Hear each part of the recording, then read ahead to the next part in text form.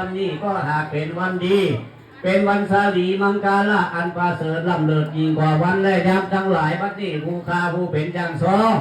ฮับหมอมา25,000ผู้คาจักบัดหรือขวัญนาคแม่นพระนาคแก้วขวัญพระนาคแก้วไปหลงไปหลำไปทุกไปข้ามอยู่ในโรงเหล่าโรงเรียนอยู่ในปากกาสมุดอันไหนก็ดีก็เฮมาอยู่กับเนี่ยลำเนี่ยอยู่กับตัวกับตนได้เส้นนี่นะหากพญากระตุ้มปีหากเอามาผ่าคือพระผู้คาบัดขวัญนาคคืออยู่เตียงมันเหล่าดีคาได้เส้นที่2นี่นะก็ขอผลเพื่อมัดมือพระนาคแก้วพื้นน้ำสุชาดาผ่านมาแล้วคือพระนาคแก้วบวชอยู่วัดเหล่าเห็นทำได้เส้นที่3นี่นะพญาอินทราหากเอามาผ่าคือพระผู้คาในวัดขวัญนาคอยู่ดีมีสุขแบบมีพญาตมาไกลมากายเพื่อเพาะหายกันตายบ่คลองเพาะปีเขาร้องกันได้ก็ดีพอลีลากาการออกจากพระนาคแก้วนะครับวัดใส่ยกกาละวัดนี่งามนี่ก่อนเด้อ